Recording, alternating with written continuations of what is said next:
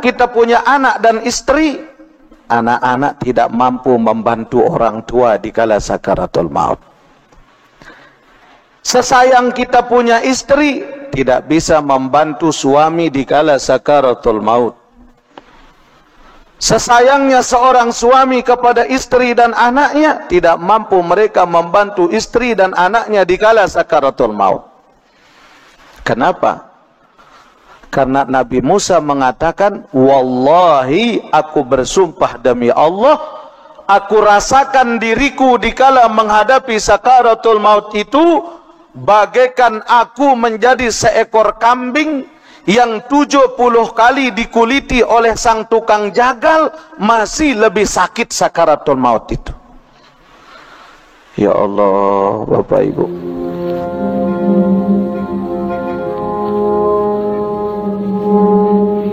Bismillahirrahmanirrahim. Bismillahirrahmanirrahim wa bihamdih. Assalamualaikum warahmatullahi wabarakatuh.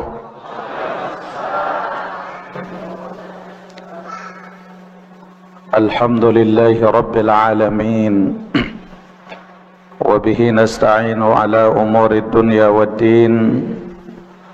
Wassalatu wassalamu ala sayyidina rasulihil karim, habibina wa syafi'ina wa qudwatuna Muhammad Abil Qasimil Amin, wa ala alihi wa ashabihi wa man ittaba'a hudahu ila yaumiddin.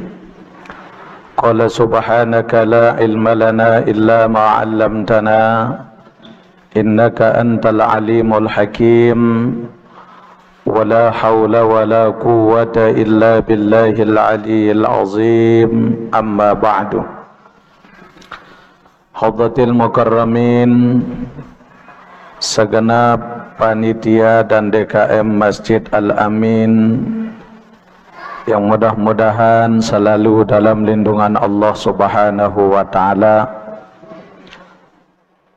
para asatiz wal ustazat, tokoh agama dan tokoh masyarakat, wabil khusus Bapak dan Ibu musyayyi'in musyayyi'at hafizakumullah. Alhamdulillah wa syukrulillah, pada malam yang mulia ini atas nikmat dan karunia dari Allah, kita semua bisa hadir di dalam rangka kita mengkaji tentang ilmu-ilmu dari Allah Subhanahu wa Ta'ala, dengan harapan mudah-mudahan Allah berikan kepada kita ilmu yang barakah, Allah berikan kepada kita sehat walafiat, panjang umur bi ta'atillah, murah rezeki yang halal dan barakah, mati dalam iman dan husnul khatimah, masuk syurga bersama baginda Rasulullah sallallahu alaihi wasallam. Amin ya rabbal Maulaya salli wa sallim daiman abada ala habibika khairil khalqi kullihim. Al habibul ladzi turja syafa'atuhu likulli hawlim minal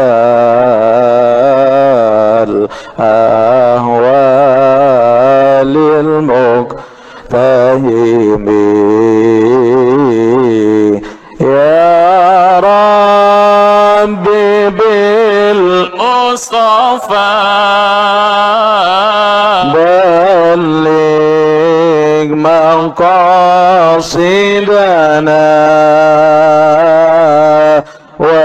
waghfir lana dhanbana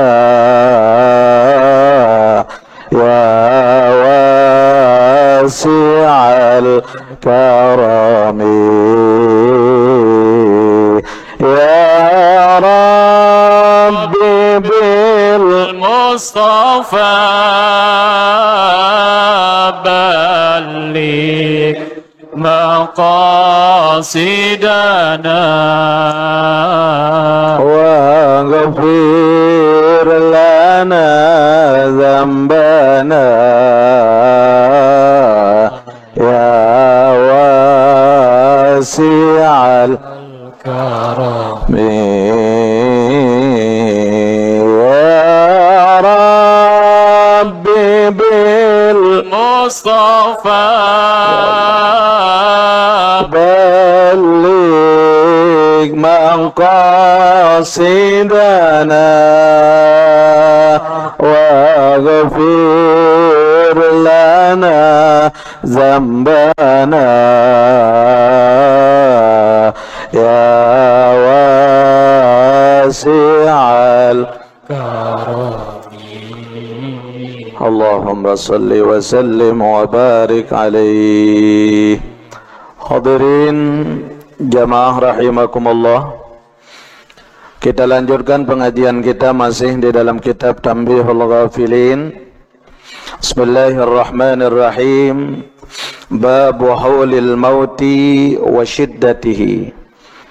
Bab yang menjelaskan tentang hal kematian dan pedihnya di dalam menghadapi kematian itu.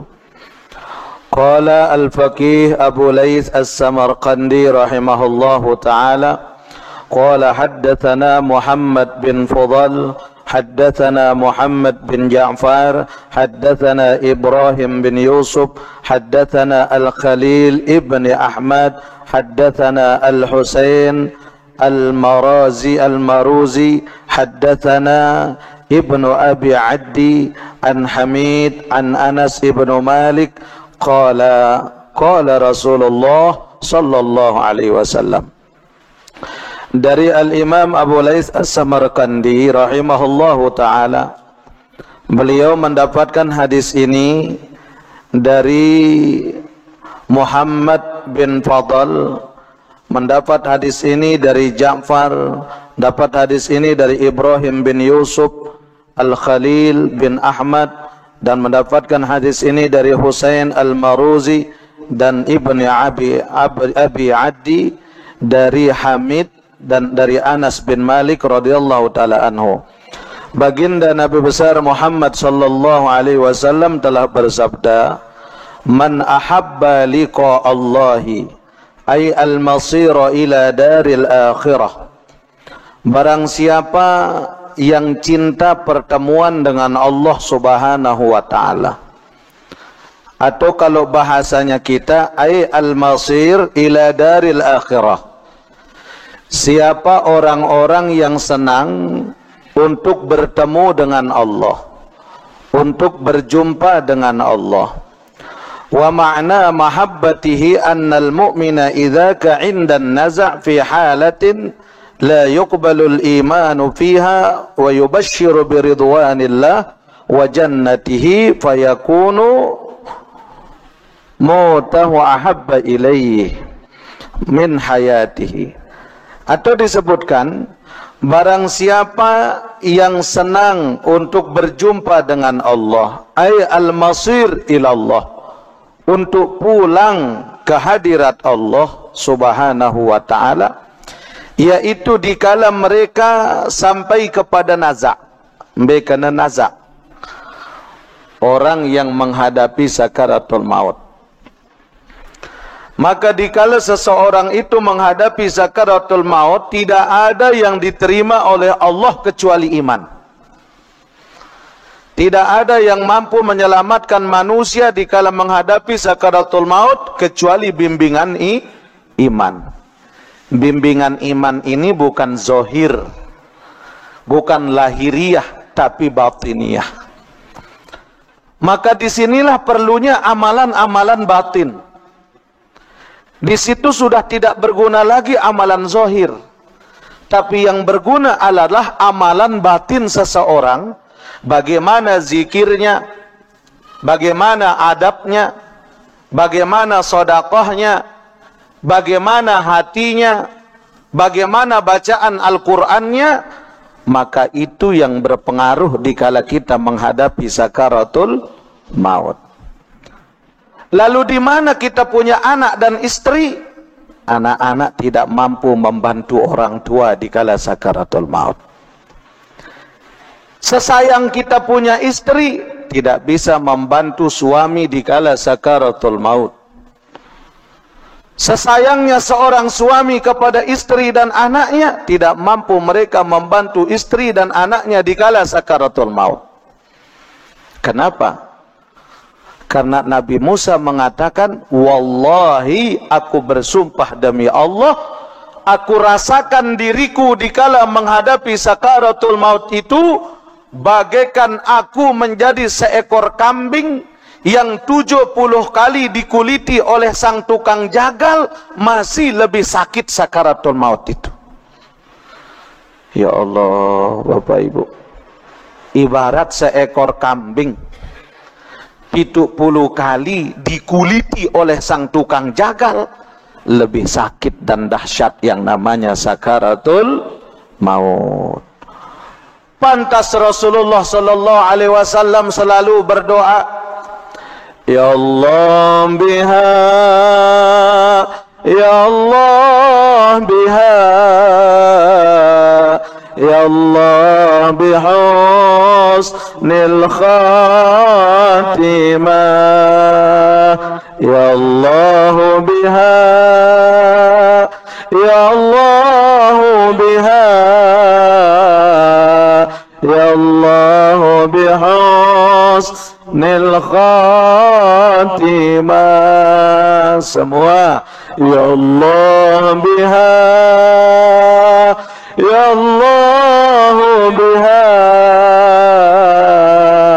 ya Allah bihusnil khatimah, ya Allah biha,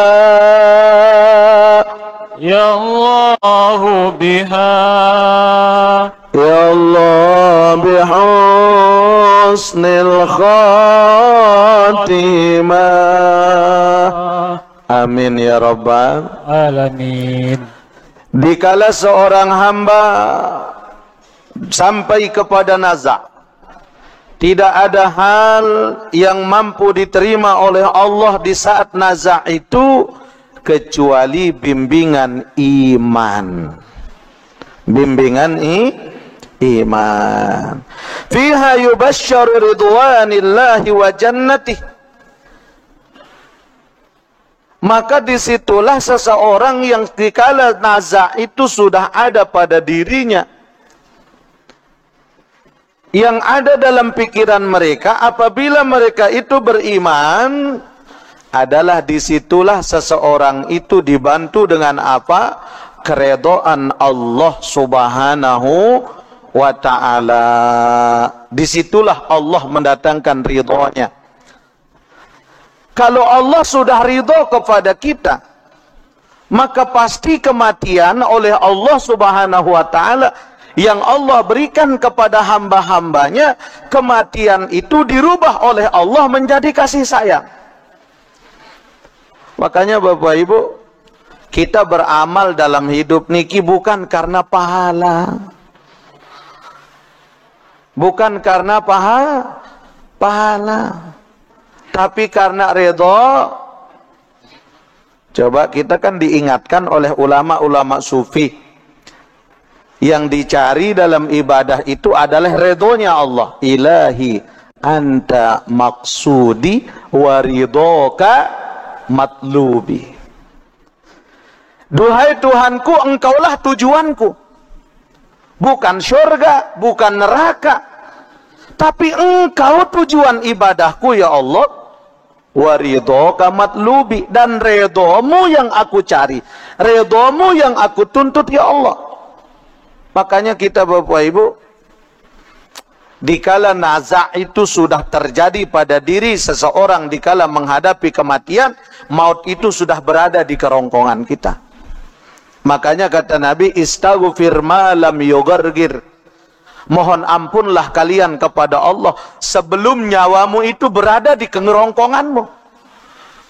Kalau orang sudah mencapai kepada naza', nyawa sudah berada di kerongkongan niki, sudah tidak berlaku lagi mau bertaubat, tidak berlaku lagi mohon ampun, tidak berlaku lagi sedekah, tidak berlaku lagi amal soleh. Dikala naza' kita berkata, aku mohon ampun ya Allah, wah den berlaku. Coba lihat Fir'aun, dikala sudah sampai kepada kerongkongannya itu kematian, Fir'aun berkata apa? Amantu bi Rabbi Musa wa Harun. Aku beriman kepada Tuhannya Musa dan Harun. Apakah diterima oleh Allah? Tidak. Maka bimbingan seseorang dikala menghadapi kematian itu adalah bimbingan iman. Kalau Allah ridho kepada hambanya, Allah perlihatkan surga dikala mereka menghadapi sakaratul maut. Fayakunu mautahu ahabba ilaihi min hayatihi. Subhanallah. Dan orang-orang yang beriman dikala akan menghadapi sakaratul mautnya, karena Allah ridho kepada mereka, fayakunu mautahu ahabba ilaihi min hayatihi, maka mereka itu lebih merindukan kematian daripada kehidupannya. Mereka lebih rindu mati daripada hidup. Kenapa? Karena kalau sudah mati itu nyata kehidupan setelah kematian, sementara kalau kita hidup belum tentu yang lahiriah itu sama dengan yang batinnya. Makanya Al-Imam Ibnu Arabi mengatakan, kita hidup ini Bapak Ibu jangan sampai tertipu dengan yang lahir. Jangan sampai tertipu dengan yang lahiriah hingga kita melupakan yang batiniah. Kenapa? Karena apa yang lahir itu, apa yang nampak itu belum tentu sama dengan batinnya. Luwe kan dengan bagus lek julun te doang tau na bagus nggih? Lamun lek julun te ja enggih kacuan oh sila dawak kon. Lagu lamun lek mudi je bekemi. Tetunde Ibu, jangan tertipu dengan yang lahir. Nih contoh nih, bumi ini jangan kita melihat bumi itu dari bentuknya. Bumi ini nampak luarnya kan debu, nampak luarnya raok, raok bahasa Anda, raok. Ini bumi ini. Akan tetapi bentuk batiniah daripada bumi ini, meskipun lahirnya itu adalah debu, tapi sifat batiniah daripada bumi itu, dia mampu menghidupkan sesuatu yang tidak bisa dihidupkan oleh selain bumi.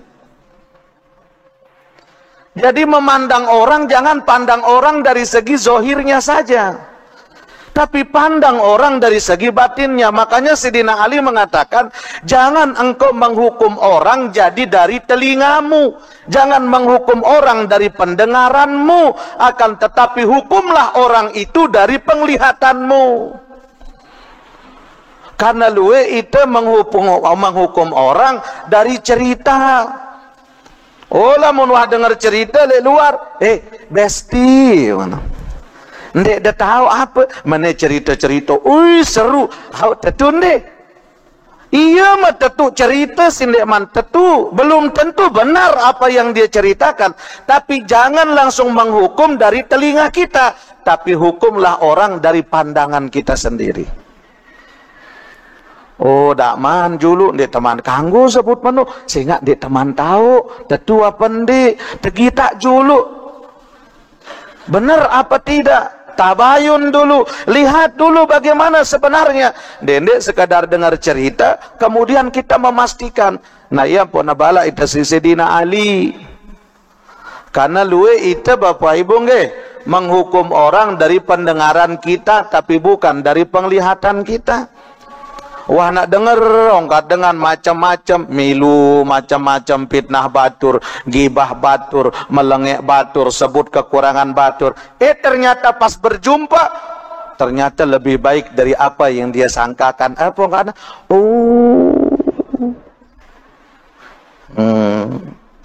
Makanya, nah yang pun aja tiang pelunggu, jangan lihat zohiriyah pada diri hidup, tapi pandanglah sesuatu itu dengan yang batin. Yang kedua, coba kita lihat. Emas itu, bentuk asli daripada emas itu zohiriyahnya adalah bongkahan batu. Betul tidak? Tapi dikala diteliti tentang isi daripada bongkahan batu itu, ternyata bisa saja isi daripada bongkahan batu itu adalah emas yang berharga. Artinya apa, Bapak Ibu? Mari kita menghukum sesuatu itu tidak hanya dengan pandangan lahiriah kita, tapi pandanglah sesuatu itu dengan pandangan zahir, pandanglah sesuatu itu dengan pandangan batin. Jadi orang-orang yang meninggalnya dalam keadaan beriman kepada Allah, Allah panggil mereka dengan panggilan mesra. Allah panggil mereka dengan panggilan kasih sayang. Makanya ibu-ibu, bapak sekalian, kalau dikala kita sakaratul maut, kemudian ada panggilan Allah kepada kita, apa panggilan Allah? Ya ayyatuhan nafsul mutmainnah. Allah. Kalau panggilan mesra ini sudah dipanggil kita oleh Allah dikala kita sakaratul maut, maka orang yang dipanggil oleh Allah itu pasti masuk surga. Amin. Kenapa? Karena lanjutan daripada panggilan itu adalah irji'i ila rabbiki radiyatan mardiyah fadkhuli fi ibadi wadkhuli jannati. Orang-orang yang meninggal dunia dalam keadaan beriman, orang-orang yang mati dalam keadaan Allah ridho kepadanya, Allah nampakkan surga di depan pelupuk matanya, fayakunu, mereka menginginkan mautahu ahabba ilaihi min hayatihi, mereka lebih senang kematian daripada kehidupan. Kenapa? Karena apa yang ada dalam hidup ini adalah sifatnya tipuan saja. Lamun tersenang makin le dunia Bapak Ibu ndek nara abadi. Makin tersenang kadang bareh malam susah tuh. Sekarang kita tertawa, bisa saja besoknya kita menangis. Dunia. Makin terbagus kanca sematon, lemak mesiat kanca sematon. Dunia. Makanya jangan kita terlalu lupa kepada Allah dengan sebab dunia yang Allah berikan kepada diri kita. Yang kita harapkan itu apa? Ahabballahu liqa'ahu, Allah pun senang berjumpa dengannya. Siapa? Orang-orang yang mati dalam membawa iman. Ya Allah. Hingga dalam hadis ini Rasulullah mengatakan, man ahabba liqa Allah ahabballahu liqa'ah. Siapa yang cinta, yang senang untuk berjumpa dengan Allah, maka Allah pun akan gembira berjumpa dengannya. Cuma yang jadi pertanyaannya Bapak Ibu, kita ini termasuk orang yang senang enggak berjumpa dengan Allah? Coba. Tiang pelungguh niki demen nendek bedait kanca Allah. Demen. Pacu. Ya ampu paham, tiang ampu deragu berjawab. Ndak demen orang kata bareh malam terus. Man ahabba liqa Allah ahabballahu liqa'ah. Siapa yang cinta untuk pertemuan dengan Allah, pertemuan yang hakiki, Allah lebih-lebih cinta, senang berjumpa dengan mereka. Karena perjumpaan dengan Allah itu perjumpaan yang kita tunggu. Allah kalau sudah ridho dengan hambanya, makanya kita belajar ridho dalam hidup Bapak Ibu. Orang yang ridho kepada Allah sebagai Tuhan, maka Allah ridho kepada mereka. Orang yang cinta kepada Allah sebagai Tuhan, Allah akan cinta kepada mereka. Kan ada doa kan yang diajarkan kita oleh baginda Rasul. Makanya Rasulullah ajarkan, ini doa tetap kita amalkan setiap selesai sholat fardu, dendek lupa. Ada yang tetap kita ridho terhadap segala takdir ketentuan Allah. Apa Ibu? Apaan? Ndekman? Ndekman.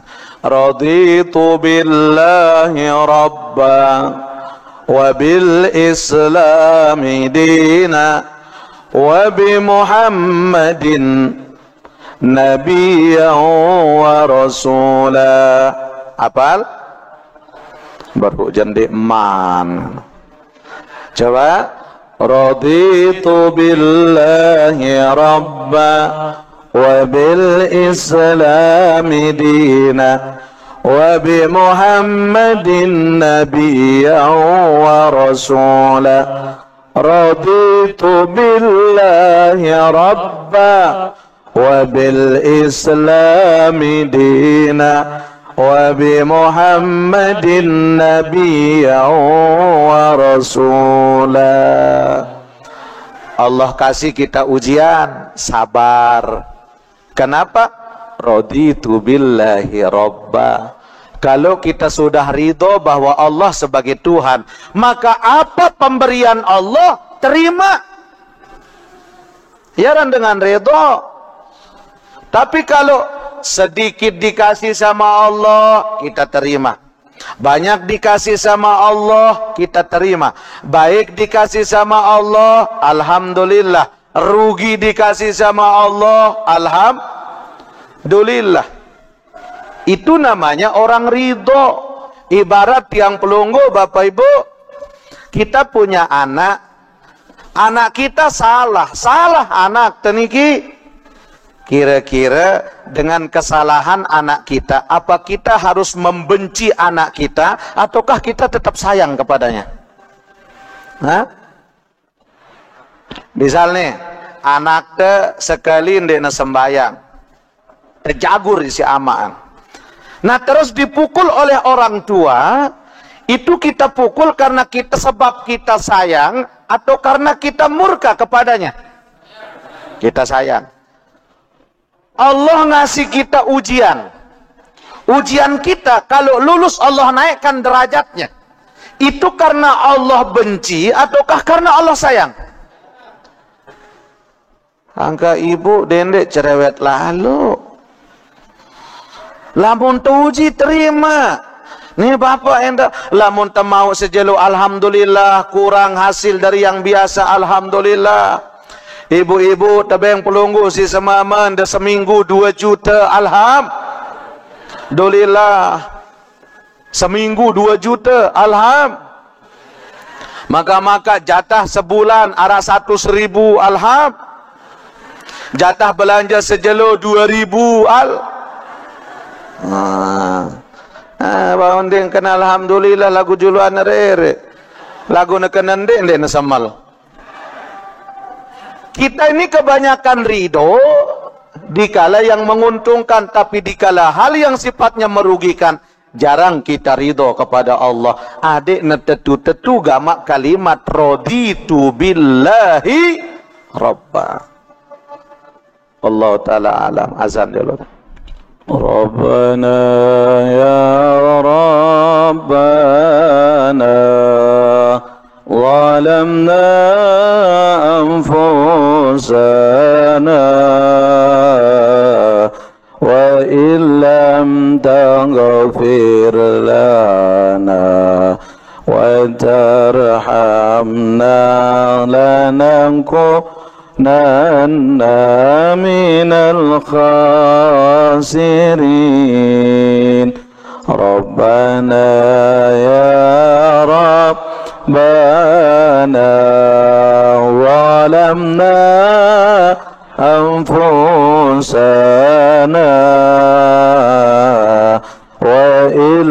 lam taghfir lana wa tarhamna lanakunanna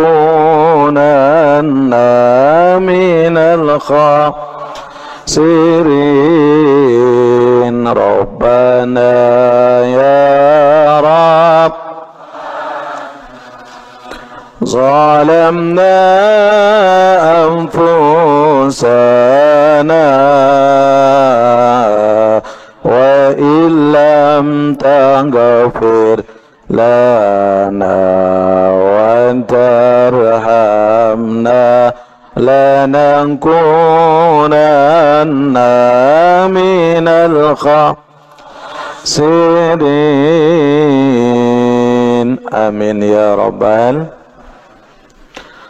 Ma'asyiral muslimin rahimakumullah. Jadi dengan iman yang kita persembahkan kepada Allah itu, itulah yang akan mendatangkan keridhaan Allah subhanahu wa ta'ala. Dikala Allah ridho kepada kita, di saat kita meninggal dunia, maka ruh kita itu langsung pulang kepada pemilik ruh, yaitu Allah. Jasad ini dikala kita sudah mati, jasad ini akan pulang ke tanah. Makanya bagaimanapun tampannya manusia, cantiknya manusia, mulianya manusia, itu hanya sekedar fasilitas guna pakai dari Allah.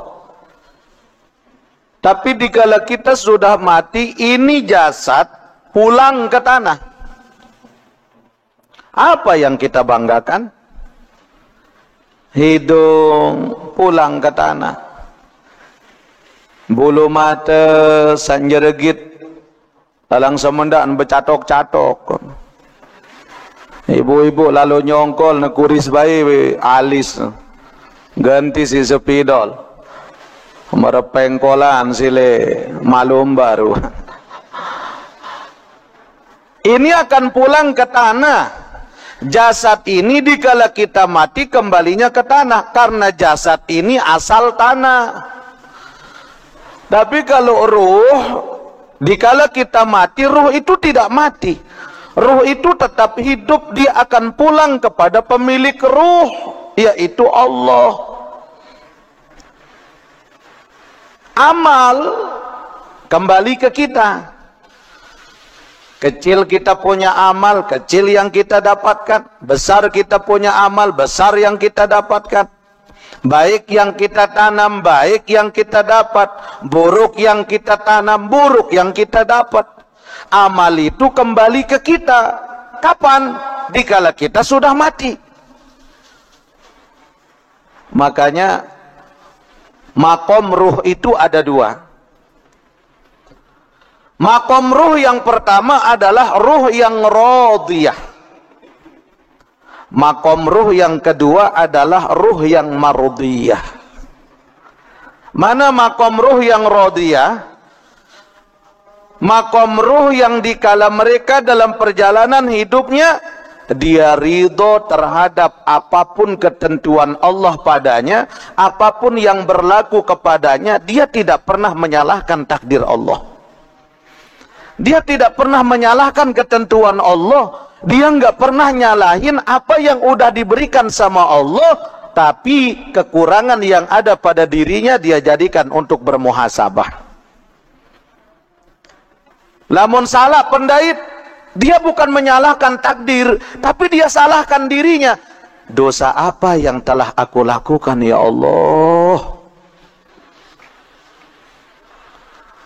Malam Rebo siliwat, iya tuh tiang jeleng minyak jasad Rasulullah yang udah kita bagi kemarin ike. Alhamdulillah kita tambah efeknya dari minyak itu. Zikirnya 350.000, solawatnya 10.000, hizibnya 6 macam hizib. Hizib Nahdlatul Wathon, hizib Hizbul Bahar, Hisnul Mani, terus hizib Syakran, dan pokoknya 6 macam hizib. Kita tambah mahabbahnya kita tambah, dan untuk asma al-magnatisnya kita tambah. Ternyata alhamdulillah, tiang coba itu sekali dulu, tiang coba jeleng minyak nike, alhamdulillah Bapak Ibu, itu dipakai sama santri-santri kita di rumah Quran.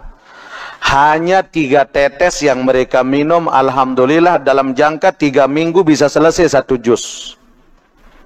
3 minggu. Telu tetes diminum. Tiang coba, selesai nyelang malam Rebo, hari Rebo, sore tiang coba, kasih minum anak-anak niki. Tiang coba. Alhamdulillah, Rebo, Kamis, Jumat, Sabtu, Ahad. 5 hari.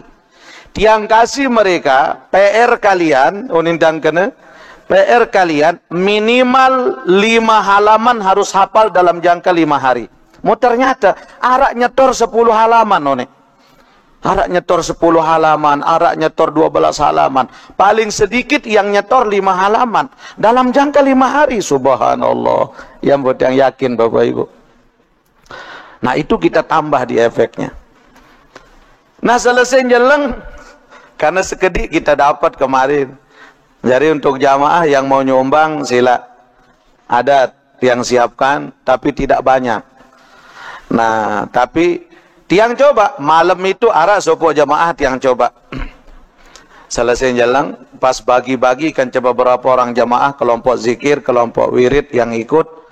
Pada sekecot, mau arah sekek jamaah.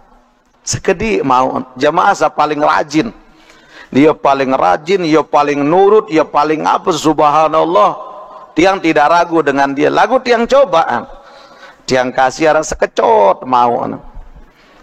Mau apa ini? Ternyata ndek nak muni le julun tiang. Lagu ia nangis le mudin aula. Napi si nangis ya Allah. Dosa apa wah kegawe ya Allah. Mau mesak sekedik mau kedebeng minyak si abah. Dosa apa wah kegawe ya Allah. Gamak nenek kaji. Lagu alhamdulillah lamun meniki mau kerja alhamdulillah ya Allah. Wah ya rizki ya.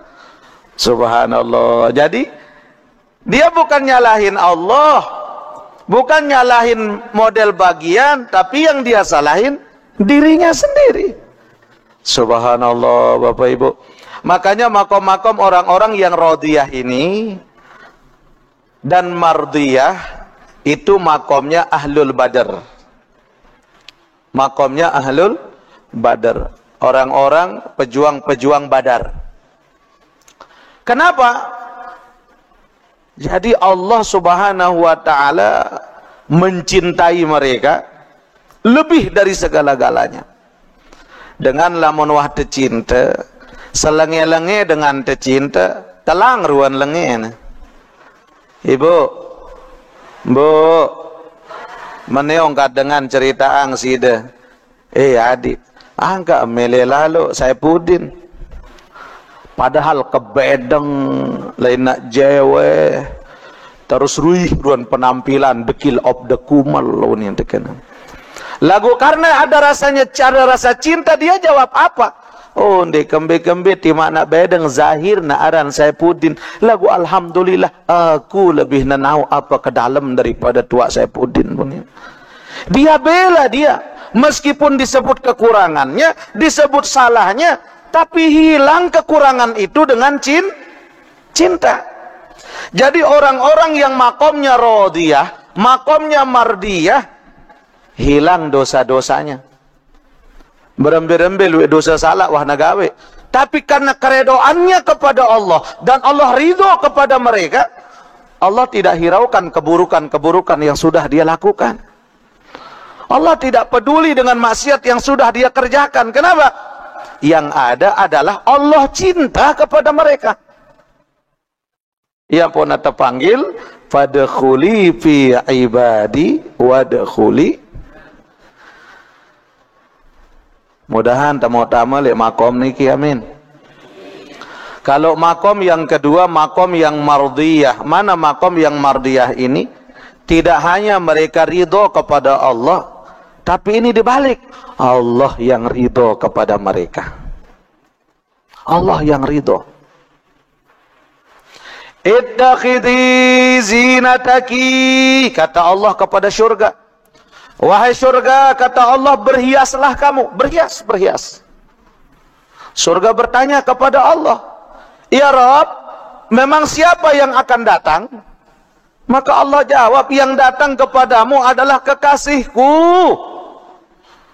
Orang-orang yang meninggal dalam keadaan radiyatan mardiyah. Wadkhuli fi ibadi wadkhuli. Maka dengan apa kita masuk dalam dua makom ini? Radiyah, mardiyah. Bagaimana kita bisa masuk dalam dua makom ini? Hanya dalam satu tahapan. Apa? Menjadi insan yang muqarrabin. Jadilah kita menjadi hamba yang belajar untuk mendekat sama Allah. Kita belajar mendekat. Dari pendekatan seorang hamba kepada Allah, dia masuk dalam satu makom ridho. Kalau dia sudah masuk dalam makom keridhoannya, dia ridho kepada Allah, Allah ridho kepada mereka. Dengan sebab muraqabahnya, dia deketin Allah. Apapun yang Allah kasih nggak pernah dia hiraukan, tapi dia lewat apa yang dia lakukan, dia melihat kebesaran Allah yang ada pada dirinya. Dengan apa? Untuk kita bisa menjadi hamba yang muqarrabin? Dengan dua cara, kata Imam Ibnu Hajar. Dengan dua cara, Bapak Ibu. Ini lebih dalam materinya nih, tentang kematian ini. Dengan dua cara kita sampai kepada hamba yang muqarrabin. Mana? Yang pertama, menjadi hamba yang mengenal Allah. Untuk jadi orang yang muqarrabin, kenallah Allah dengan sebaik-baik pengenalan. Kadang kita sekedar kenal, tapi belum dekat. Pelungguh kan kadang, oh saya ngaji bare, oh tuan heli peraya nu, pedel bontet nu, macam. Oh tuan nu, Buddha, nggih. Kenal dan dia, kenal. Kita kan sekedar kenal, tapi belum dekat. Maka orang yang betul-betul mengenal Allah tidak sekedar dia kenal, tapi dia dekat. Kalau dia udah dekat, bagaimana cara kita mendekat? Cari nomor HP-nya. Oh, milih undang nalema. Coba Peter, betul tamu nomor HP. Wah, syarat nomor HP, coba nge-WA. Assalamualaikum, salam kenal. Waalaikumsalam. Oh, alhamdulillah, salam kenal balik. Ngonek-ngonek, oh pidan tuan harap jadwal tuan. Oh insyaallah lemak malam Selasa. Oh nggih lemak baik nggih. Nah, sudah mulai ada pengenalan yang lebih sudah. Dikala pengenalannya sudah lebih, maka dia berjanji untuk berjumpa. Setelah ada perjumpaan, semakin dia mengenal, semakin muncul rasa dekatnya. Maka semakin dia mendekat, mana syarat yang kedua? Semakin dia akan banyak mengingat namanya, semakin dia banyak menyebut dia, semakin dia banyak saat bagaimanapun dia ingat dengannya. Zikrullah. Zikrullah. Lamun tawah kenal kan, kareng teh ingat terus. Oh, iya sin pengajian deh. Oh, tentu. Setelah kita ingat, kita mulai mempelajari tentang apa yang dia jelaskan. Setelah mempelajari, penasaranlah kita. Dari mana sih dia? Di mana tempat tinggalnya? Bagaimana sih orangnya? Maka muncul rasa penasaran untuk dia ingin berjumpa. Setelah berjumpa, oh ternyata terkesan baik. Maka yang selalu dia ingat adalah orang itu setelah perjumpaannya. Nah sekarang tahapan yang kedua, setelah kita mengenal Allah dengan sebenar-benarnya pengenalan, maka yang kedua banyaklah menyebut namanya. Zikrullah.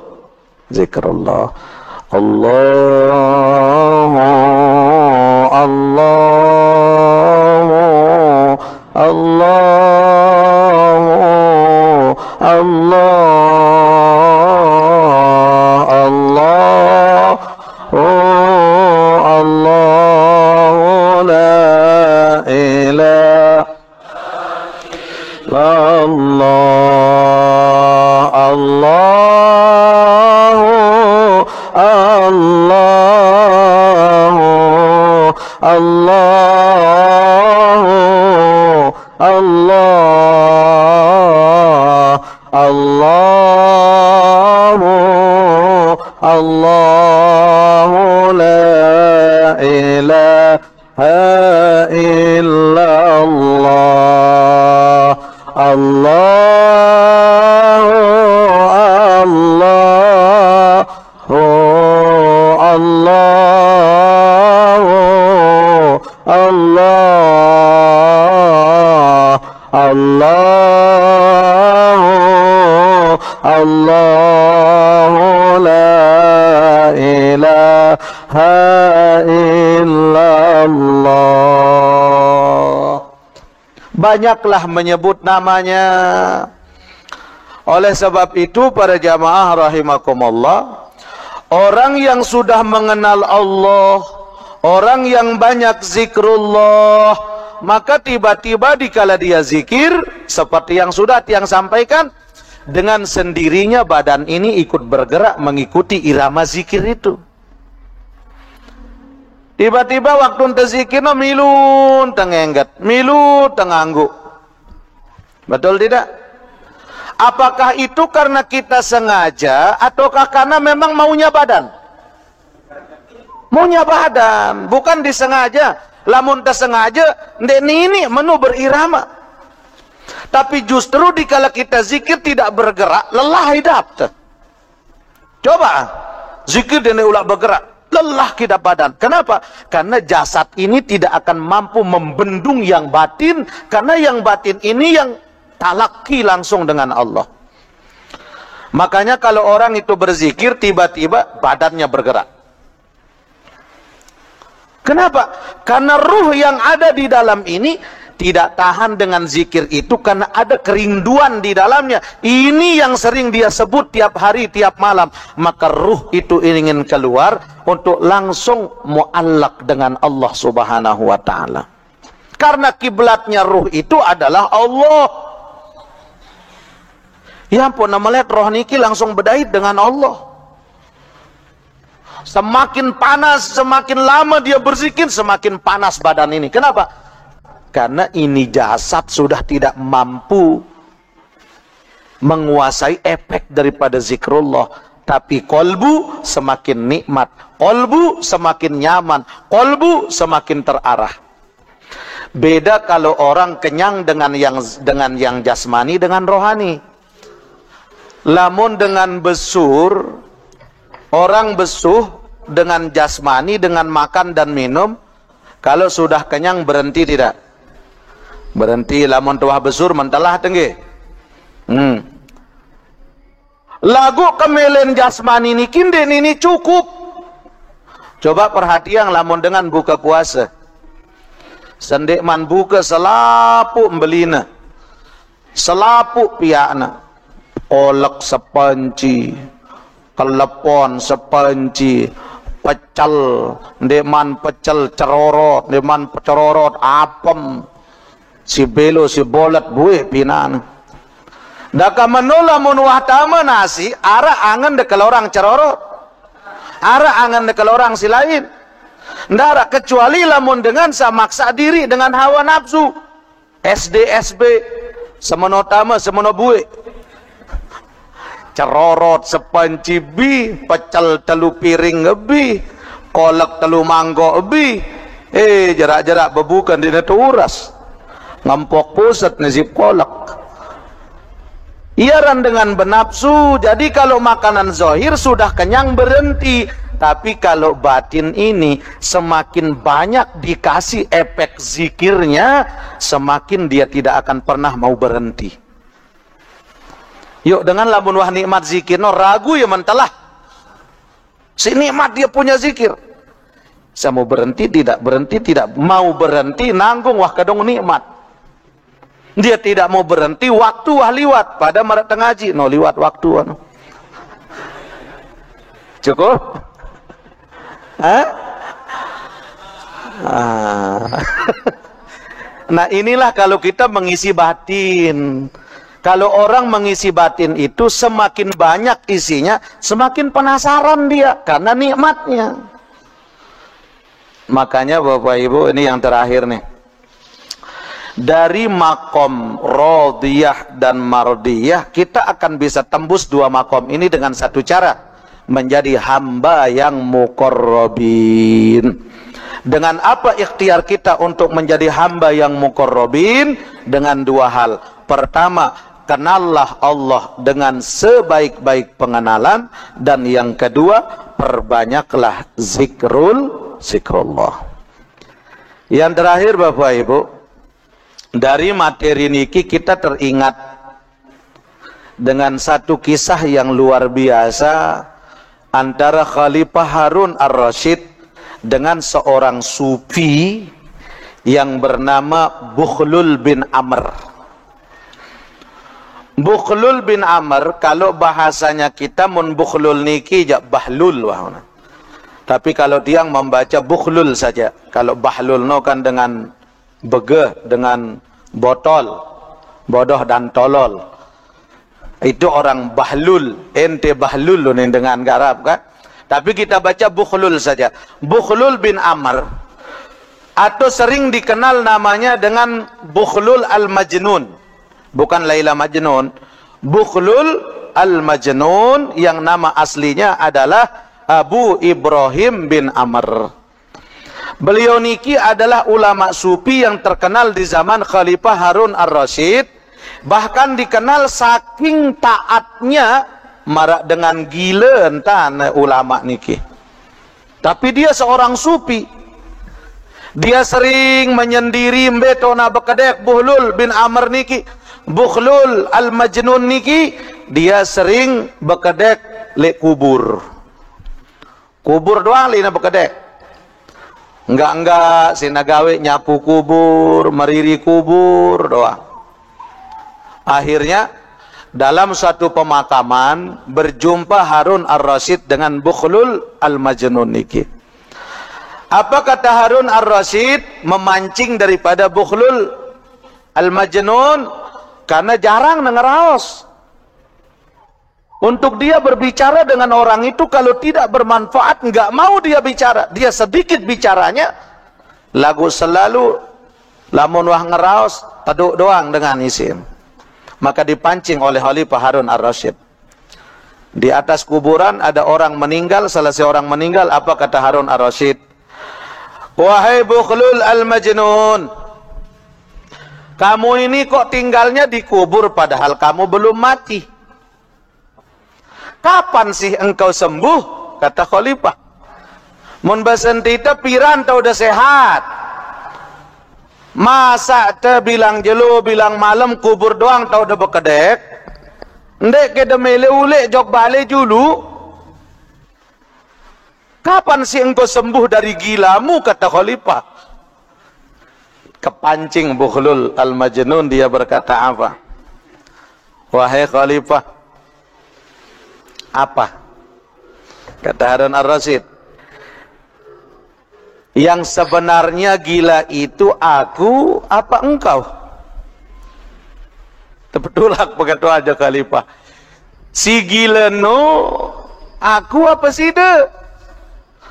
Lamun aku endot lek niki, memang itulah yang seharusnya harus kita lakukan. Tapi kalau engkau kan tinggalmu di istana. Wahai Harun ar-Rasyid, kata Bukhlul. Kata Harun ar-Rasyid, wahai Bukhlul, emang engkau ini sudah sadar? Lamun wah sadar, coba peringat aku dulu, kata Khalifah. Ingetin saya. Tapi memang Khalifah ini sengaja memancing Bukhlul, karena jarang dia bicara. Sehingga diperpancinglah Bukhlul al-Majnun niki. Kata Khalifah, kalau memang engkau sudah sadar, ayo ingetin aku. Baik, kata Bukhlul. Wahai Harun ar-Rasyid, jika memang engkau sadar, jika memang akal pikiranmu itu sehat, kenapa engkau lebih memilih istanamu yang hanya sesaat engkau tempati, sementara setelah engkau mati kau akan tinggal di sini. Ya Allah, tamparan keras untuk khalifah nih. Wahai khalifah, kalau memang engkau jadi manusia yang sadar, kenapa engkau lebih memilih istana daripada kubur? Emang umurmu berapa hingga kamu akan mati, kata Buhlul. Umur sida pira tahun, ampo udah mati. Sehingga engkau masih enak-enak tidur di dalam istana. Sementara kau tidak tahu kapan kamu akan mati. Sementara kuburmu selalu menunggu datangnya engkau. Ya Allah, Bapak Ibu. Momot khalifah isi. Lah, serem nih khalifah nih. Kalau memang engkau sadar, sejatinya engkau harus memilih kubur. Karena hidupmu tidak akan abadi. Dan kalau kamu memang akan cinta kepada Allah, maka engkau akan bertemu Allah melalui satu pintu, yaitu kematian. Maka engkau pasti cinta dengan kematian kalau memang engkau sudah sadar sebagai khalifah. Coba Bapak Ibu, kalau nasihat ini untuk kita. Kemudian apa kata Khalifah? Khalifah Harun Ar-Rasyid menangis. Wahai Buhlul, kata Khalifah, engkau ini memang menampar diriku, kata Harun Ar-Rasyid. Memang betul, wahai Buhlul, aku cinta dengan dunia, aku tinggal di dalam istana, tapi aku tidak pernah ingat dengan kubur yang akan aku tempati, yang akan aku tinggal selamanya. Sementara istanaku setelah aku mati, siapa yang akan menguasainya aku pun tidak tahu. Wahai Buhlul, kata Harun Ar-Rasyid, apa yang engkau mau sebelum aku mati? Hadiah apa yang engkau inginkan sebelum aku meninggal dunia, aku akan berikan engkau, kata Harun Ar-Rasyid. Apa kata Buhlul? Khalifah, benar engkau akan berikan hadiah kepada saya? Benar. Apa maumu sampaikan? Apa kata Buhlul? Khalifah, yang aku minta hanya 3 permintaan saja. Yang pertama, permintaanku, bisakah engkau untuk memperpanjang umurku dalam hidup? Kalau Allah sudah katakan aku akan mati, yang aku minta kepadamu Khalifah, panjangkan umurku.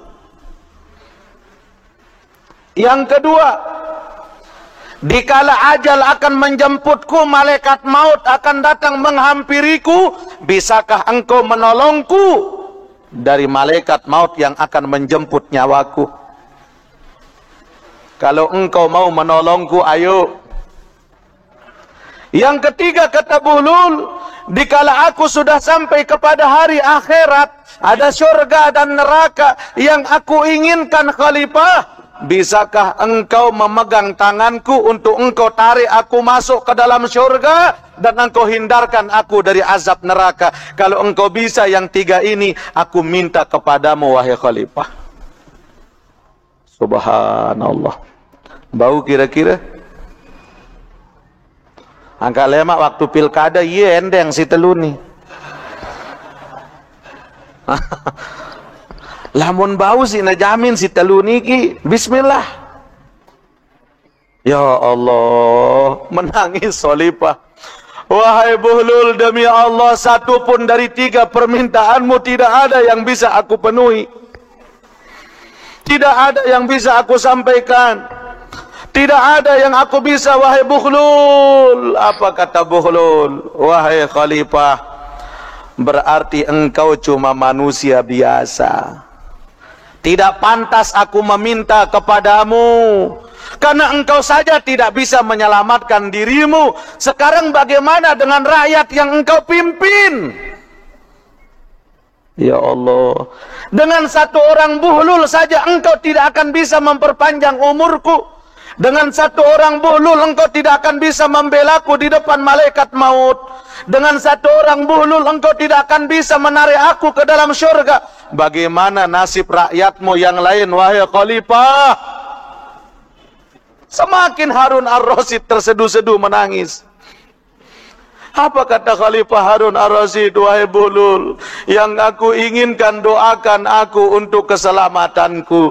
Doakan aku agar aku jadi orang yang amanah. Dari nasihatmu ini wahai Bulul, sungguh jabatanku adalah menjerumuskan aku kepada kehinaan, bukan untuk menaikkan derajatku. Demi Allah, engkau Bulul lebih mulia daripada aku di hadapan Allah. Ini khalifah. Ya Allah, Bapak Ibu. Nah sekarang kita, posisi kita di mana? Baun dek kita memperpanjang umur kita? Bisa tidak? Tidak bisa. Yang kedua, bisa tidak kita menolong saudara kita atau menolong diri kita dari malaikat maut? Datang malaikat, Zainul, kata malaikat, ondot, juluk bapak bareh kemita kepeng kadunya kok, bau? Darah. Dikala kita akan masuk surga atau neraka, dikala Allah sudah katakan kita ke surga, alhamdulillah. Tapi bagaimana kalau kita harus mampir ke neraka? Siapa yang akan membantu kita? Tidak ada kecuali Habibuna Muhammad sallallahu alaihi. Ya Nabi salam alaika,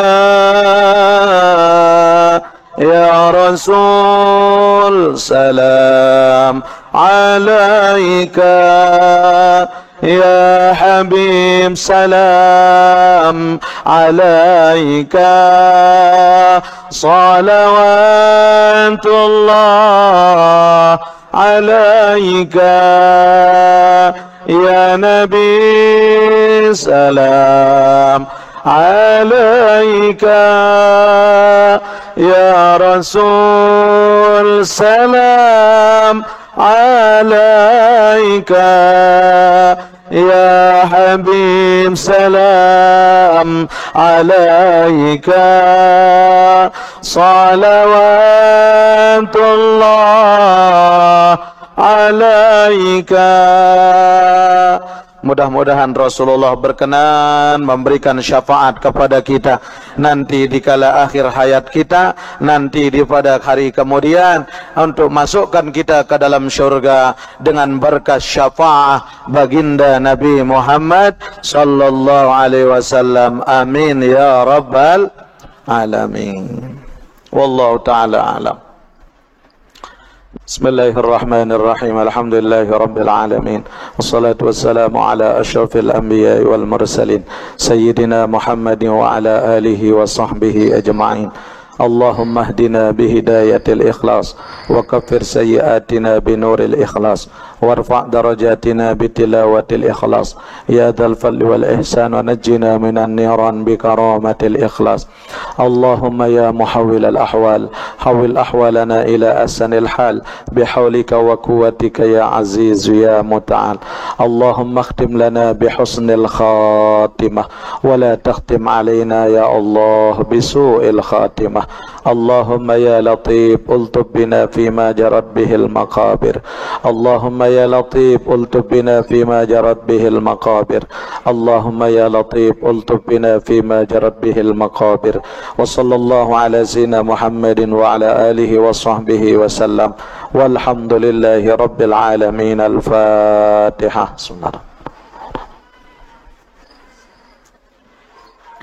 Subhanakallahumma wa bihamdika asyhadu an la ilaha illa